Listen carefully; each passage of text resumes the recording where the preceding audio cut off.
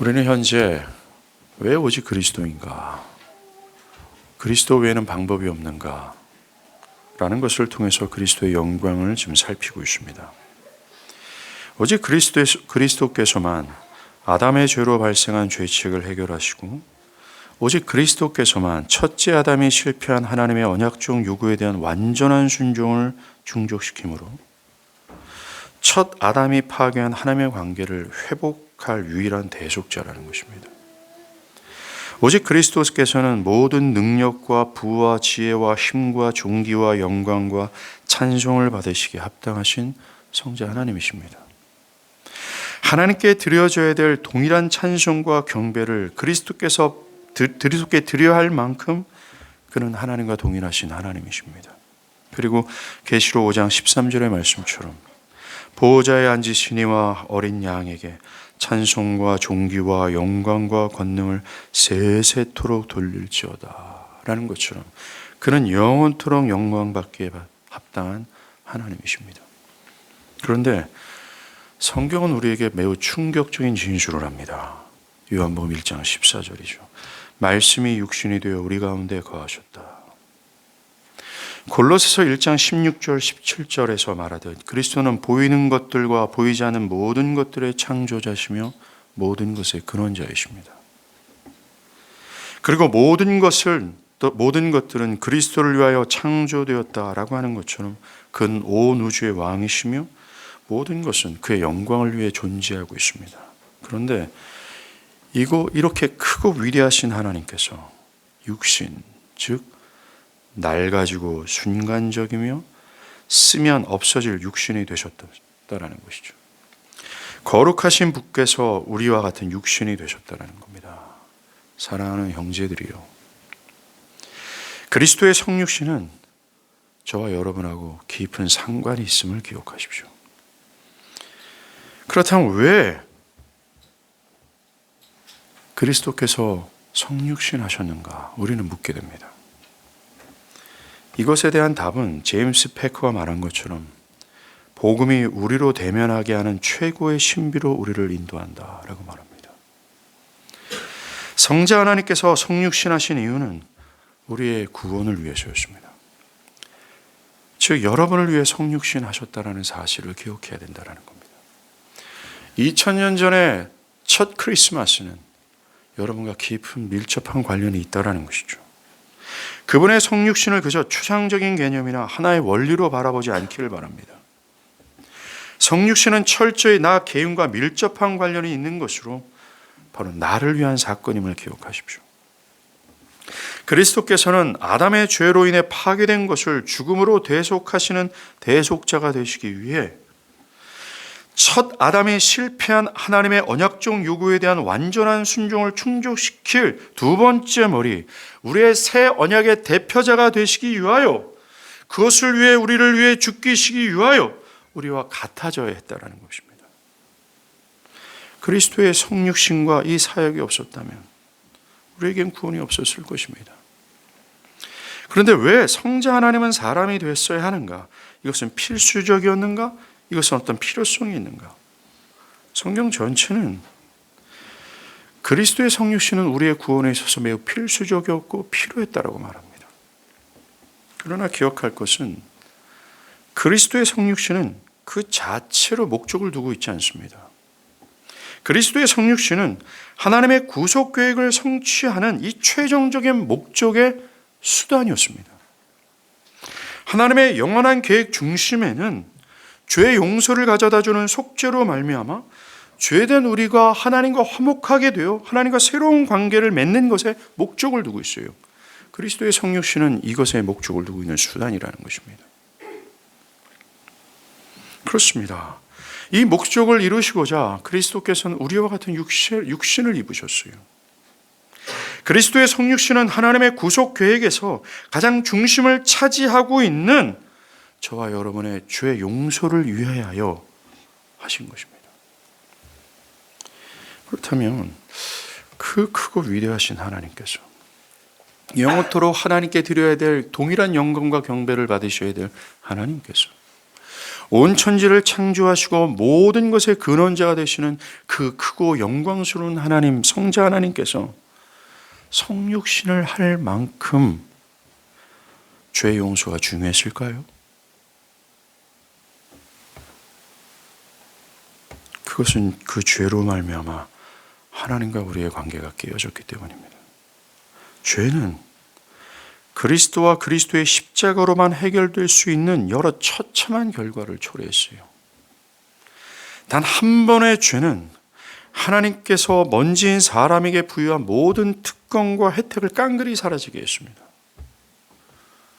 하지만 죄의 가장 중요한 결과는 하나님을 알 수 있는 지혜, 하나님을 따르려고 하는 의지, 따를 수 있는 능력이라는 이 하나님의 형상을 심으신 이 하나님의 형상을 상실케 했습니다. 뿐만이 아닙니다. 하나님을 알려 하지도 않고 알 수도 없는 영적인 죽음으로 우리를 떨어뜨렸어요. 이게 바로 죄의 가장 심각한 결과입니다. 그 결과 우리는 만군의 하나님과 원수가 되었습니다. 우리에게 남아있는 것은 영원한 형벌과 심판뿐이죠. 문제는 우리는 우리의 힘과 지혜로 이 죄의 문제를 해결할 수 없고 뿐만 아니라 해결하지 않을 정도로 죽었습니다. 이것이 그리스도께서, 즉 크고 위대하신 하나님께서 성육신 하셔서 죄를 해결해야 했던 이유였어요. 오직 그리스도께서 성육신 하셔야 될 만큼 우리는 절망적이라는 것입니다. 그가 성육신 하셔서 죽어야 할 만큼 우리는 무능력하다라는 겁니다. 그 크신 분께서 날 가지고 순간적으로 없어질 죄의 육체를 입을 만큼 우리는 절망적이라는 것입니다. 그리스도의 성육신이 아니면 안 되는 절망적인 존재가 바로 저와 여러분이었다라는 겁니다. 그리고 죄의 용서가 중요한 까닭은 하나님이 거룩하신 거다라는 것에 있어요. 거룩하시고 의로우시며 완전하셔서 1.1에게 죄를 허용치 못하시는 하나님의 공의로움 때문입니다. 이런 하나님을 생각하면 하나님과 사람의 죄가 맞부딪힐 때 긴장은 견딜 수가 없어요. 하나님의 거룩하심은 당신의 은혜로 출애굽하게 한 당신의 백성들을 향해서도 너희는 내게 가까이 하지 말라, 내가 너희를 돌파할 가노라 라고 할 정도였습니다. 또한 이사야는 하나님의 보좌 앞에 섰을 때 화로다 나여 망하게 되었도다, 나는 입술이 부정한 자여 부정한 백성 중에 거하는 험에서 만군의 여호와신 왕을 배웠음이라 라고 애통했어요. 당대의 최고의 거룩과 당대의 신앙의 불꽃이 가장 활활 타올랐던 그 이사야마저도 그 거룩하신 하나님 앞에, 그 목전의 앞에 섰을 때 그는 내가 화로다 죽게 되었다 절망할 수밖에 없었습니다. 그리스도가 왜 성육신 하셔야 됐냐고요? 그리스도가 성육신 할 만큼 우리의 죄의 심각성이 그렇게 크냐고요? 예, 그렇습니다. 우리는 절망적이기 때문에 그렇습니다. 그 누구도 거룩하신 하나님을 배울 수 없기 때문에 그렇습니다. 그리스도와 그리스도의 십자가로만 해결될 수 있을 만큼 우리는 처참한 결과 앞에 직면했기 때문에 그렇습니다. 그리하여 이런 죄된 인간을 위하여 하나님과 원수된 우리를 하나님과 화목하게 하시고 그리고 새로운 하나님과 관계 속으로 들어가게 하기 위하여 그분은 성육신 하신 거예요.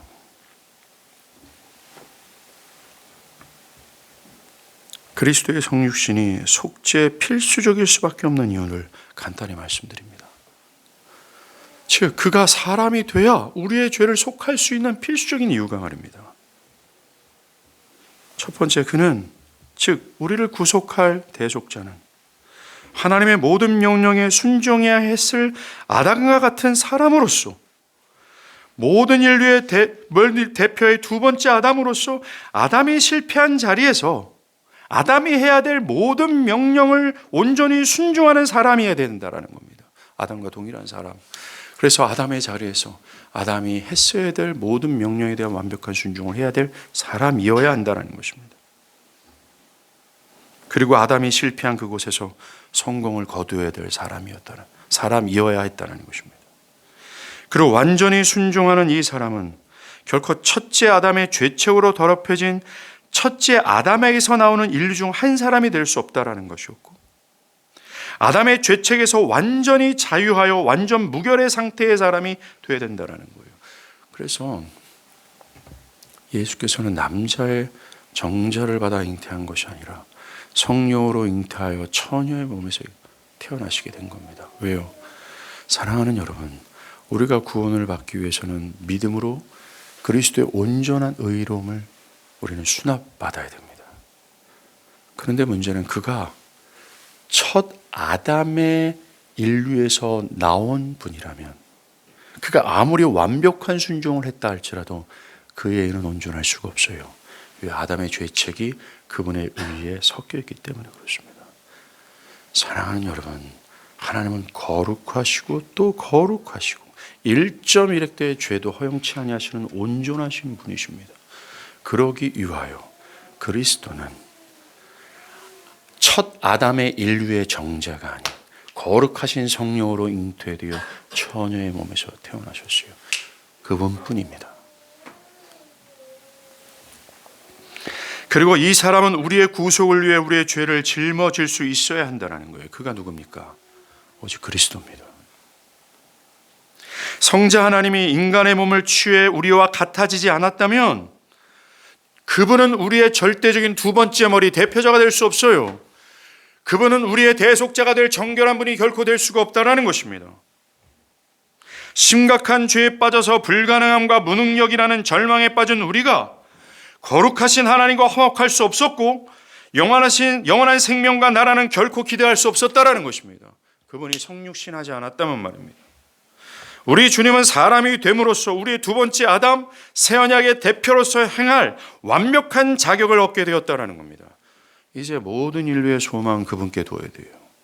저와 여러분이라는 매우 절망적인 존재며 허접하며 무엇 하나 찍기 하나마저도 의로움이 없는 우리들이 향할 분은 오직 그리스도밖에 없습니다. 우리는 그분께 모든 소망을 둬야 돼요. 왜요? 그분만 있기 때문에 그렇습니다. 이렇게 볼 때 성자의 성육신과 속죄가 구속 계획에 절대적으로 필요하다는 것을 알 수 있어요. 그리스도의 성육신과 속죄는 관련이 있을 뿐만 아니라 결코 분리될 수 있는 사안이 아니라는 것입니다. 성육신을 해야 속죄의 자가 될 수 있어요. 또한 성육신은 수단이며 결국은 속죄가 목적이라는 것입니다. 그래서 교회는 그리스도가 다른 어느 누구와도 다르고 또 그리스도가 다른 누구도 할 수 없는 일을 하셨다는 이유 때문에 오직 그리스도를 고백해야 된다는 것입니다. 오직 저분이다. 오직 그분이다. 사랑하는 여러분, 여러분들이 성경을 읽을 때 성경의 가장 중심을 차지하는 것이 뭐라고 생각합니까? 바로 속죄예요. 성경은 예수의 출생과 유년기와 청소년기에 대해서 별로 언급이 없습니다. 네 복음서 모두는 3년의 공생애와 사역에 초점을 맞추고 있고 그분의 공생애와 모든 사역은 그의 속죄의 죽음을 예표하고 초점하고 있습니다. 그렇습니다. 성경은 매우 의도적으로 그리스도의 십자가의 죽음을 우리에게 주목시킵니다. 십자가를 떠나서는 그리스도를 이해할 수 없고 그리스도가 성육신하여 오신 전체 이유도 이해할 수 없어요. 그분이 왜 오셨는가? 십자가를 빼놓고는 도대체 이해할 수 없다는 것입니다. 뿐만 아니라 십자가를 떠나서는 우리의 구원은 상상할 수 없습니다. 왜 성경은 십자가를 그 중심에 두고 자랑하는가? 성경은 즉각적으로 답합니다. 십자가는 매우 처참하고 저주스럽고 끔찍하지만 이 십자가 외에는 길이 없고 오직 십자가만이 우리의 구원의 토대이기 때문이다 라고 답합니다. 십자가는 우리의 구원을 성취하는 하나님의 영원한 계획에서는 필수적인 것이에요. 따라서 십자가 없이는 구원은 없습니다. 성육신하신 예수께서도 사역을 시작할 때 자신이 성부의 뜻을 성취하기 위해서는 죽고 부활해야 한다라는 것을 인식하셨습니다. 그래서 빌립보 가이사랴에서 그는 자신이 메시아로서 고난을 받고 죽어 3일 만에 부활해야 한다라고 말씀하셨습니다. 특별히 예수께서는 누가복음 24장에서 성경을 깨닫게 하시고 그리스도가 고난을 받고 제3일에 죽은 자 가운데 살아날 것과 기록되었을 때라고 하시면서 예수 자신도 성경 전체는 자신의 속죄의 죽음에 초점하고 있으며 나의 죽음은 이 성경이 목적하는 바를 성취한 것이다 라고 말씀하셨습니다. 예수께서는 하늘의 영광을 버리시고 이 땅에 육신을 입으실 때 자신이 우리의 속죄를 위하여 죽어야 된다는 사실을 염두하고 오셨습니다. 이것이 바로 그리스도의 이해할 수 없는 사랑이에요. 이 사랑은 지금도 여러분을 향하고 있음을 기억하십시오.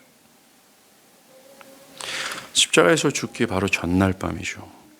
마지막 만찬에서 예수는 자신의 죽음이 이러한 죽음이라는 사실을 인식했었습니다. 첫째로 이 만찬이 유월절 식사라는 것으로 볼 때 유월절 식사였단 말입니다.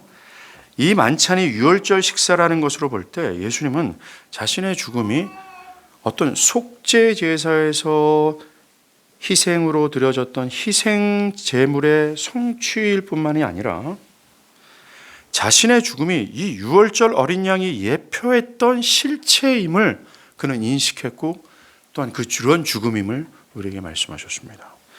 자, 유월절에 대해서 간단히 설명을 드릴게요. 하나님은 애굽에서 종살이 하던 이스라엘을 구원하시기 위해 모세를 통해 애굽을 징벌하셨는데 그 마지막 재앙이 사람이든 가축이든 처음으로 태어난 장자를 죽이는 것이었습니다. 장자는 그 집안의 대표로서 장자를 죽인다는 것은 그 집안 모든 사람을 심판한다는 뜻을 담고 있어요. 또 그 당시 애굽이 세상의 대표적인 나라로서 애굽의 장자를 죽인다는 것은 곧 세상 모두를 심판하신다는 뜻이었습니다. 그런데 이스라엘도 이 애굽에 속하였기 때문에 장자가 죽는 심판으로부터 자유할 수 없었다는 겁니다. 즉 이스라엘도 이 심판에 제외되지 않고 심판을 받아야 된다는 거예요.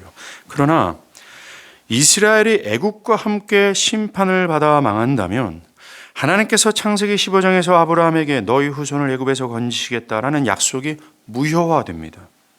그래서 하나님은 온 애굽을 심판하기 전에 모세에게 이스라엘이 살 수 있는 길이 무엇인지를 알려주셨어요. 그것은 흠없는 어린 양을 잡아 죽여 어린 양의 피를 문설주에 바르는 것이었어요. 어린 양이 이스라엘을 대표하는 장자가 되어서 이스라엘이 아니라 어린 양이 대신 심판받아 죽어 이스라엘이 심판을 받아야 될 그 모든 심판의 형벌이 그 어린 양의 죽음으로 사라진다는 거예요. 이것이 유월절의 핵심적인 메시지입니다. 유월절 당일이 되어서 죽음의 사자가 전 애굽을 다니며 장자를 심판하기 시작합니다. 그런데 문설주에 어린 양의 피를 바른 그 집은 죽음의 사자가 이 집안은 이미 죽음이라는 심판을 받았구나 라고 여겨 패스오버 심판을 넘어가게 하신 거죠. 이스라엘은 그 어린 양의 피 때문에 살 수 있었다는 것입니다. 사랑하는 여러분, 이 유월절 사건이 우리에게 주는 메시지가 뭔지 아세요? 유월절에 등장한 이 구원의 방식만이 그때도 앞으로도 영원한 구원의 방식이 될 거라는 하나님의 선언이에요. 절망 가운데 있는 인간들이 유일하게 구원을 받을 수 있는 이 방식이 유월절에 나타난 방식이라는 겁니다. 뭡니까? 어린 양이 심판받아야 될 죄인이 되어서 죄인이 받아야 될 죽음의 심판을 대신 받아 주고 그 죄인이 자신의 형벌에 대하여 이미 죽임을 당한 것처럼 여김을 받아 패스오버 심판이 넘어가게 되는 하나님의 구원의 방식이라는 것입니다. 여기에는 여러분들이 할 수 있는 역할이 하나도 없습니다. 오직 어린 양이에요. 유월절의 양이 죄인을 향한 하나님의 공의를 충족시켜 죄인을 향한 하나님의 공의가 사라지는 것으로 죄사함을 받는 방식 말입니다. 이것이 유월절을 통해 계시된 구원의 영원한 방식이에요. 이 유월절에 등장한 어린 양의 피가 뭘 예표합니까? 바로 그리스도 예수의 죽음이에요.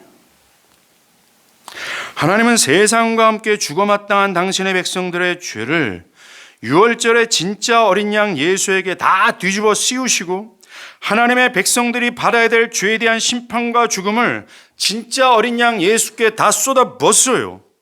예수는 유월절의 어린 양으로서 대신 받아 죽은 겁니다.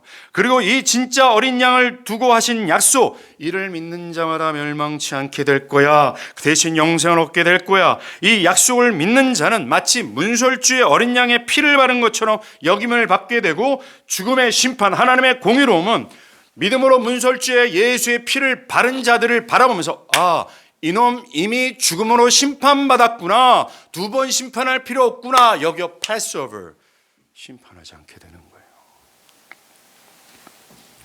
바로 유월절 어린 양 예수라는 것이 유월절이 모형하고 있는 메시지예요. 이 유월절의 메시지는 이사야서 53장과도 연결됩니다. 이사야서 53장은 예수가 받지 말아야 될 고난을 사람들의 죄 때문에 받을 뿐만 아니라 의로운 자가 불의한 자를 위해 대신 고난을 받아 죽는다고 말합니다. 우리가 읽은 본문이 말입니다. 사도 베드로는 그리스도의 십자가 죽음을 이것과 관련을 시켰어요. 베드로전서 2장, 친히 나무에 달려 그 몸으로 우리 죄를 담당하셨으니 이는 우리로 죄에 대하여 죽고 의에 대하여 살게 하심이라. 그가 채찍에 맞음으로 너희는 나음을 얻었나니. 그리스도가 죄인들이 받아야 될 고난을 받음으로 하나님의 공의는 충족되고 그를 믿는 자의 죄가 사함을 받고 하나님께 용서를 받을 수 있으며 그리스도가 상함으로써만 절망적인 죄인들이 치료를 받을 수 있었어요. 그리스도가 죽임 당하심으로 죄인들은 살 수 있었다는 것입니다. 고난 당해야 됐었던 자들을 대신해서 그리스도가 고난 당함으로써만 구원이 성취될 수 있었다는 것입니다. 예수께서 유월절의 어린 양이 되셔야지만, 예수께서 유월절의 어린 양으로서 우리를 대신해서 죽어야만이 패스오버가 이루어졌다.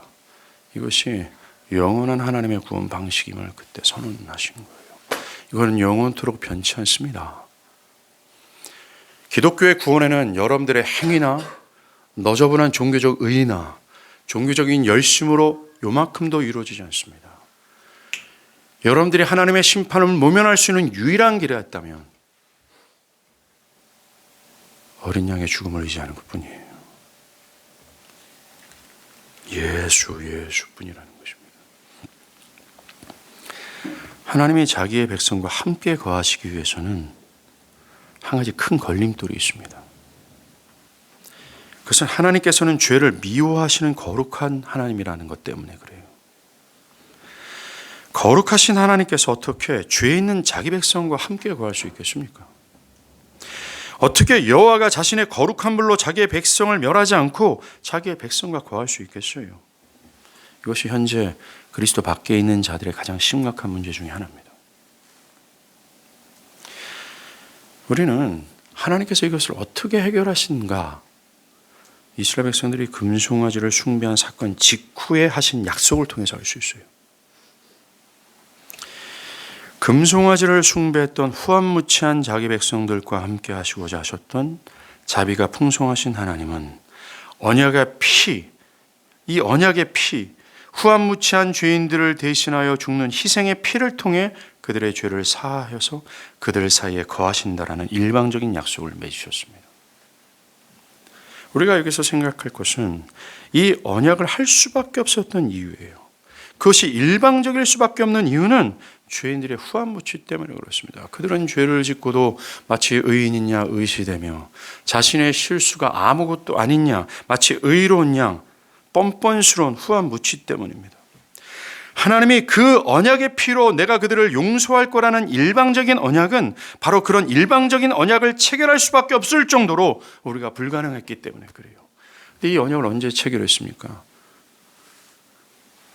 하나님의 영광이 바로 눈앞 신의 산 앞에 펼쳐지는 그 광경 속에서, 야, 하나님 없다, 우리가 섬겨야 될 하나님 바로 이 금송아지야, 이 금송아지가 우리를 출애굽했고 이 금송아지가 약속의 땅으로 우리를 인도할 거야, 이 금송아지가 우리 하나님이야 라고 하면서 하나님 개무시하고 하나님 완전 제끼고 세상을 다시 하나님으로 선택했던 죽어마땅한 죄인들, 그 사건이 벌어진 바로 직후에 하나님은 나는 이 언약의 피를 통해 그들을 구원해낼 거야 라고 일방적으로 하나님 약속을 체결하셨어요.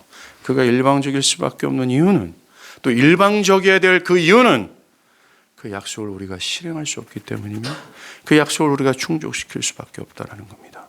오직 하나님과 언약의 피예요.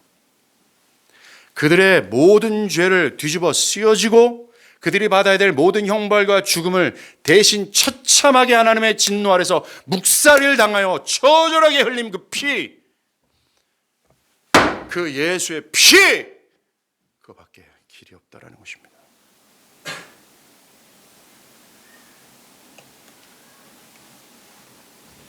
이 언약의 피, 희생제물에 대신 죽는 죽음을 통해 죄를 사하시겠다는 약속이에요.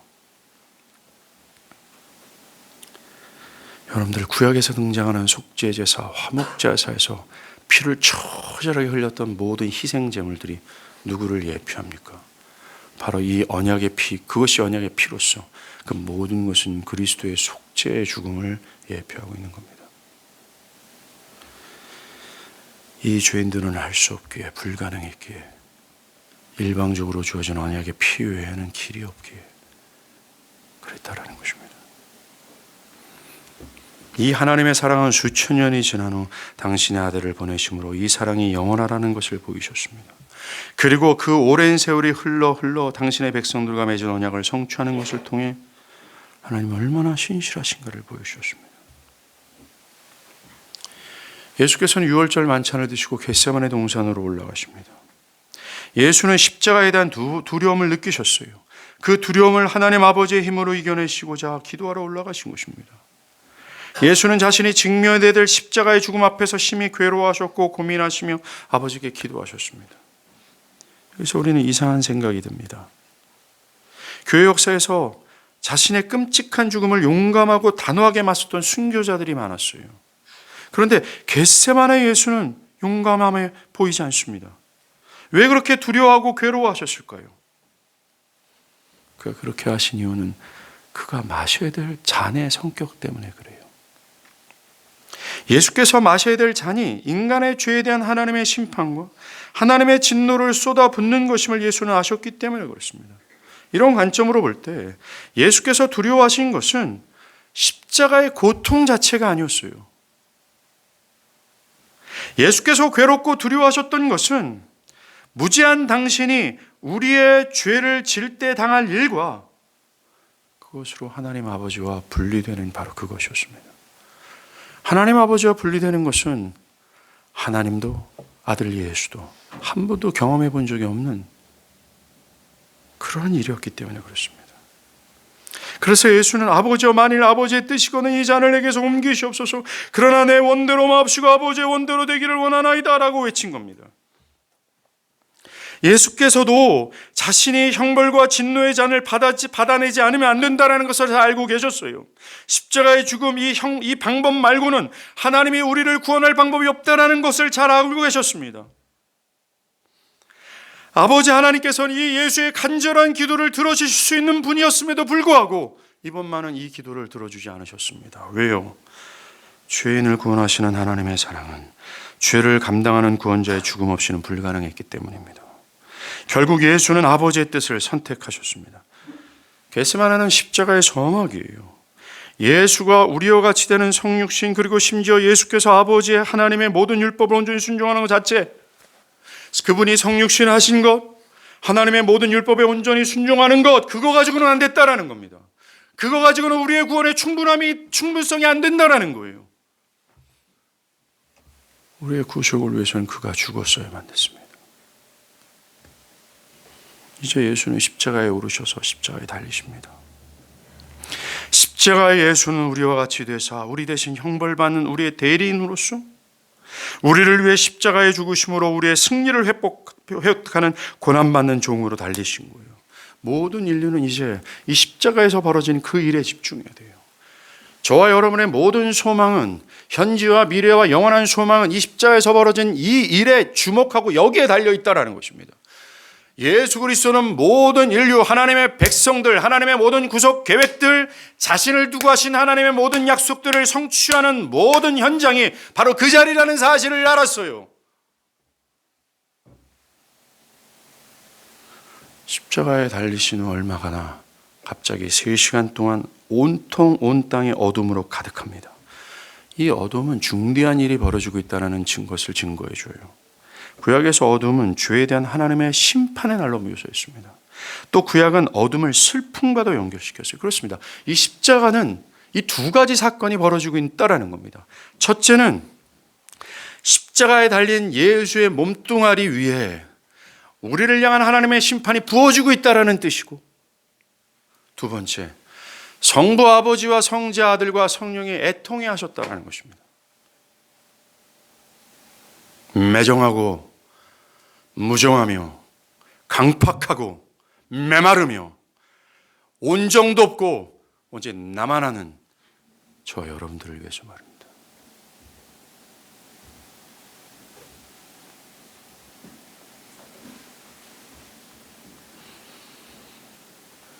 정말 그는 십자가에서 나의 하나님 어찌하여 나를 버리십니까? 라고 외치셨어요. 이 외침은 아버지 하나님과 분리되는 그 괴로움 속에서의 외침이었습니다. 아버지 하나님과의 단절을 경험한 그 두려움과 아픔의 외침이었어요. 이 외침은 아버지께 버림받은 자의 외침이었습니다. 본래의 외침은 하나님을 반역한 저와 여러분이 외쳐야 될 외침이었습니다. 저와 여러분이 느껴야 될 두려움이었고 괴로움이었어요. 그런데 주님은 우리의 대리자로서 우리가 외쳐야 될 것을 대신 외치셨습니다. 현재 예수께 쏟아지고 있는 것은 다름 아닌 우리를 향한 하나님의 진노였다는 것을 알아야 됩니다. 십자가의 목적 중 하나는 뭐예요? 우리를 향한 하나님의 진노를 받아내는 것이 목적이었습니다. 그것을 예수께서 자기의 몸으로 담당하고 계시는 것으로서 현재 십자가에서 벌어지고 있는 것은 우리를 향한 하나님의 진노가 부어지는 것이고 동시에 우리를 향한 하나님의 진노가 서서히 무마되고 있다는 것입니다. 예수는 현재 자신에게 이런 일이 일어나고 있음을 아셨습니다.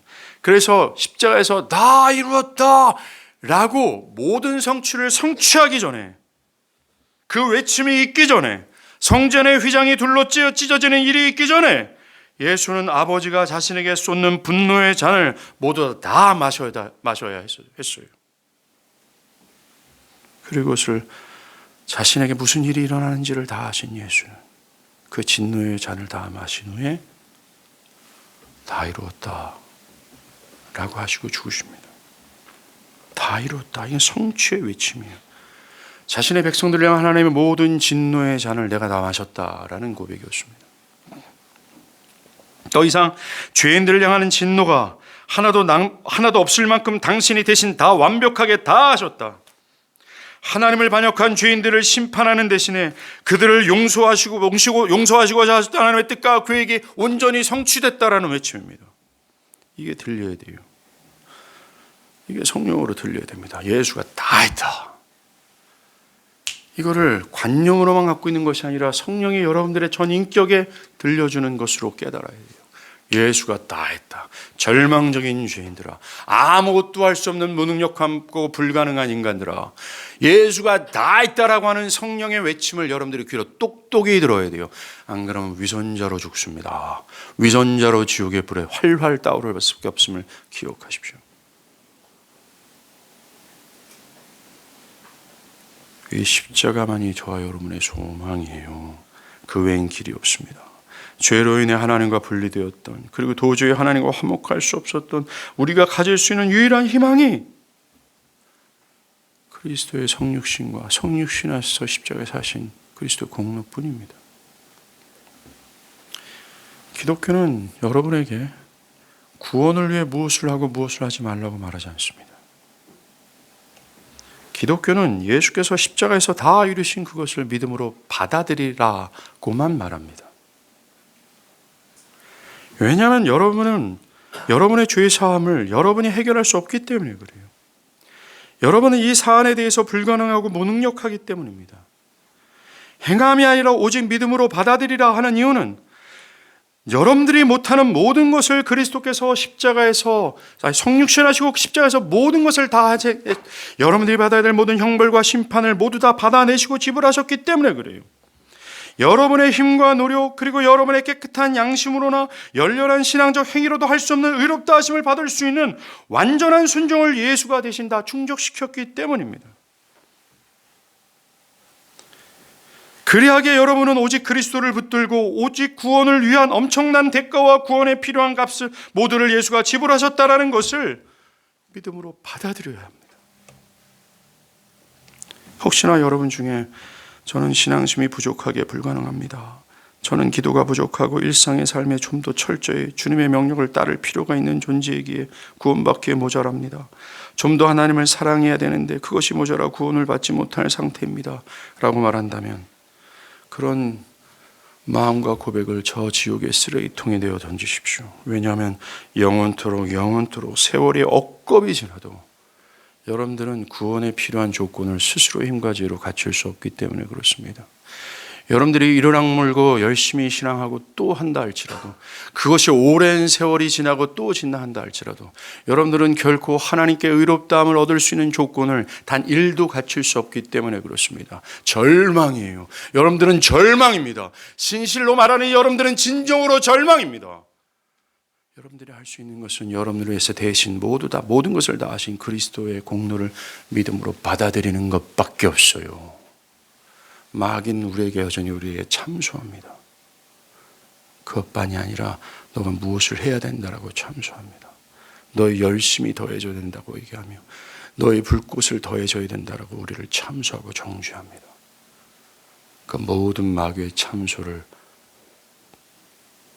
산산히 벗으시고 오직 믿음으로 그리스도를 붙들고 그리스도만 받아들이십시오. 결코 여러분은 여러분의 죄를 조금 더 해결할 수 없고 여러분의 노력으로 여러분이 지금보다 좀 더 나은 상태로 만들 수 없습니다. 만약에 여러분들이 조금 더 할 수 있다면 그리스도는 성육신 하실 필요도 없으셨으며 그리스도는 십자가에서 죽을 필요가 없으셨어요. 여러분의 할 일은 하나뿐입니다. 믿음으로 예수가 하신 것을 받아들이고 그를 따르는 것이에요. 여러분이 절망합니까? 그러면 절망한 만큼 그리스도께 손을 뻗으십시오. 그가 그것을 위해 오셨고 여러분을 위해 대신 하셨기 때문입니다. 우리가 이렇게 손쉽게 구원을 이룰 수 있는 이유는 하나입니다. 예수께서 우리가 할 모든 일들을 대신 다 하셨기 때문입니다. 혹시나 여러분이 무엇을 해야 한다고 느껴져서 무엇을 하지 못하는 것 때문에 무거워하고 힘겨워하고 있습니까? 나의 신앙이 진실하지 않고 게으르며 많이 부족하다고 느끼며 절망하고 계십니까?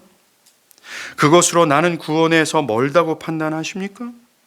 그것으로 자신이 하나님께 나아가기가 부끄럽다고 여깁니까? 그것은 매우 정확한 진리입니다. 그것은 아주 마땅한 진리이며 영원토록의 진리이며 여러분들이 무엇을 해도 여러분들은 절대로 변화되지 않을 것이 분명합니다.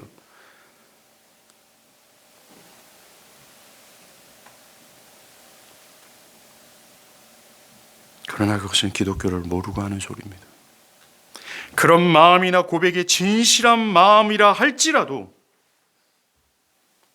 깨끗한 양심을 가지고 죄책이 있고 깨끗한 양심으로 진실한 고백을 한다 할지라도 여러분들의 죄나 의는 절대로 더해지거나 어떻게 할 수가 없어요. 절대로 여러분들은 자격을 갖출 수가 없습니다. 그런 마음이나 고백이 진실한 마음이라고 여기고 있다면 그건 엄청난 착각이고 나아가 그리스도께서 십자가에서 다 하신 일을 무력화시키는 죄악입니다. 내게 이것이 부족하고 이것이 게으르며 나의 신앙의 모습은 부족한 것 때문에 나는 아직 부족합니다 라고 말한다면 그리스도의 십자가 그 처참하고 그 어마어마한 공로를 다 무력화시키는 거예요. 예수는 우리가 할 수 없는 죄사함과 우리가 결코 할 수 없는 의롭다 하심을 얻기 위해 십자가에 죽으시고 다 하셨어요. 그런데 우리가 할 수 없는 그리스도를 뻔뻔하게 믿고 의지하기보다 우리가 할 수 없는 그 일을 모두가 다 하신 그리스도를 의지하기보다 뻔뻔스럽게 그를 붙잡기보다 자신이 무엇을 더 해야 되고 더 안 했다는 것으로 절망하고 힘겨워한다는 것은 그리스도의 공로를 무력화시키는 겁니다. 죄악이죠. 예수는 우리에게 자신의 죽음의 공로를 주려고 하는데 예수는 자신의 공로를 우리에게 주려고 하는데 그것이 우리를 구원할 수 있는 유일한 것으로서 그것을 주려고 하는데 우리는 그것을 받을 생각 안 하고 우리가 하려고 하니 말입니다. 또 만약 여러분이 자신의 부족함, 연약함에 집중해서 나는 구원을 받을 자격이 없다고 여긴다면 맞습니다. 저 여러분 자격이 없습니다. 여러분이 무슨 짓을 해도 여러분의 부족함, 나가 악함을 해결할 수 없어요. 결코 없습니다. 여러분 지금보다 더 나아지지 않을 것이 분명합니다. 구원을 받을 조건을 갖추지 못할 것도 분명합니다. 여러분이 주를 위해 순교를 당한다 해도 불가능하고, 죽을 때까지 새벽 기도를 다녀도 불가능하고, 매일같이 성경을 읽어도 여러분의 악함과 죄악과 연약함은 조금도 해소되지 못할 것이 분명하다고 저는 단언합니다. 사람들은 여러분을 좋은 신앙으로 취급할지 모르지만 하나님 앞에선 여러분들은 여전히 악하며 의롭다고 하지 못하며 조금도 해결되지 못한 존재에 있을 뿐이에요. 그것은 여러분이 알아야 될 뿐만 아니라 하나님도 너무나도 잘 압니다. 이놈이 영원토록 조금도 갖추지 못할 거라는 사실을 하나님이 아세요. 그래서 하나님은 구원을 위해 여러분에게 무엇을 기대하는 것이 단 1도 없음을 기억하십시오. 구원을 위해 여러분에게 기대하는 것이 아니라 아들에게 기대하셨고 아들의 공로를 의지하며 여러분들을 대하세요. 기억할 것은 여러분의 선한 양심도 여러분을 구원을 이끌 수 없어요. 선한 양심으로 인해 내가 아무리 봐도 정직히 봐도 난 부족한데, 죄가 너무 많은데, 이런 내가 어떻게 할 수 있을까? 그것 때문에 괴로워요. 나 같은 자가 어떻게 신자일까? 사랑하는 여러분, 이 선한 양심은 결코 하나님께 못 나갑니다. 이 선한 양심이 마귀에게 탁 잡힐 때 마귀는 그 선한 양심을 동원해서 여러분들을 공격합니다. 그래, 맞아. 너는 자격이 없어. 그래, 맞아. 너는 지옥불에 떨어져야 돼. 너는 신자가 아니야. 여러분들의 깨끗한 양심을 가지고도 하나님께 못 나감을 기억하십시오. 여러분이 하나님께 나아갈 수 있는 유일한 길은 하나입니다. 오직 그리스도예요. 기독교의 구원은 여러분 자신을 보라고 하지 않습니다. 기독교가 여러분을 자신을 보라고 하는 한 가지 이유뿐입니다. 그래서 예수구나. 오직 그리스도밖에는 대안이 없구나라는 것을 깨달으라는 소리입니다. 그러니 고개를 들어 여러분을 대신한 6월절의 진짜 어린 양을 보십시오. 세례 요한이 보라, 세상 죄를 지고 가는 하나님의 어린 양이다. 이 사람을 봐라! 라고 외친 그 소리를 제발 좀 들어먹으십시오. 그리고 믿음으로 받아들이고 그것을 여러분의 결핍과 부끄러움과 절망 속에서 더 붙잡길 바랍니다. 죄악 가운데 있습니까? 그리스도를 붙잡으십시오. 죄악 가운데 절망이 더 깊습니까? 그만큼 더 예수를 붙잡으십시오. 여러분들이 떨어져 나갈 것 같은 절망과 마귀의 참소함이 있습니까? 그때 예수를 붙들고 늘어주십시오. 예수의 공로를 여러분들이 붙드는 이상 어떤 죄도 여러분들을 엄습할 수 없으며 하나님의 거룩한 공의도 여러분들을 심판할 수 없으며 지옥의 뜨거운 불이 여러분들을 활활 타오르게 할 수가 없어요. 그리스도의 공로를 붙들고 여러분들이 지옥불에 떨어진다 할지라도 여러분들은 그것에서 구출을 받을 수 있을 만큼 강력한 것이 그리스도의 공로입니다. 여러분들의 의지와 믿음, 여러분들의 신앙이 아니에요. 여러분들이 붙들고 있는 그리스도의 공로라는 겁니다. 이거 외에는 없어요. 이거 외에는 없어요. 제발 자기 업문을 다 버려버리십시오. 나는 안 됩니다라는 것을 지옥의 쓰레기통에 던져버리십시오. 죄악 가운데 절망도 다 버려버리십시오. 그 모든 것들을 통해서도 여러분들은 조금도 깨끗해질 수 없어요. 오직 그리스도밖에 없습니다. 죄와 실제로 또 싸우십시오. 그렇다면 여러분들은 정말로 절망할 겁니다. 죄에 맥없이 쓰러지고 실패하는 여러분 때문에 말입니다. 하지만 그 실패 속에서 여러분은 가슴을 치며 괴로워하다가 가장 중요한 진리를 깨닫게 될 거예요. 그래서 예수구나. 난 정말 답이 없구나. 오직 그리스도밖에 없구나. 그리스도가 행하신 그 일 외에는 나에게 소망이 없구나. 정말로 그리스도의 십자가와 대속은 저와 여러분에게 절대로 소망이 없다라는 것을 알려줍니다. 우리가 무슨 짓을 해도 우리의 죄악과 모든 문제를 해결할 수 없다라는 것이 명백해집니다. 그리스도가 죽으실 만큼 우리는 절망적이라는 거예요. 여러분들의 힘, 노력, 지혜, 결단, 열망, 노력 모든 것이 소망이 없다라는 것이 확실합니다.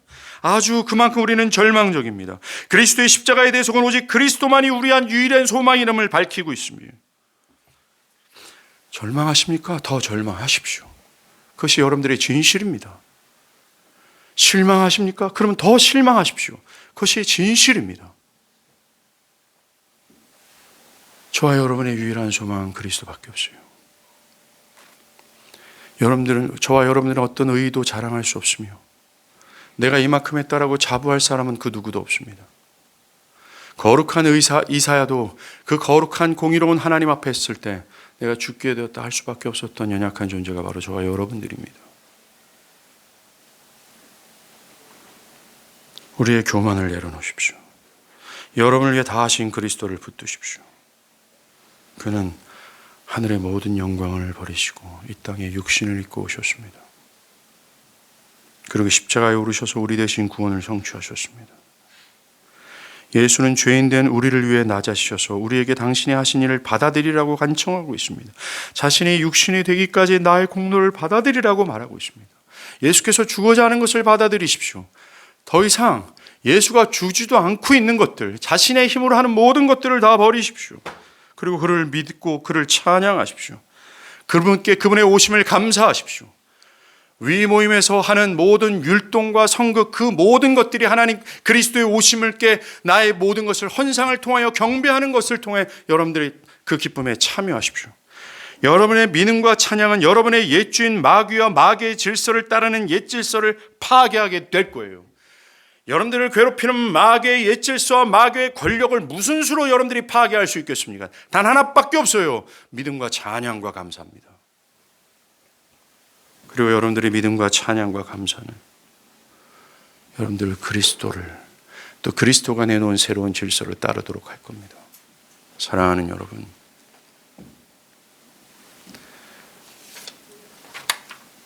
그리스도밖에 없습니다.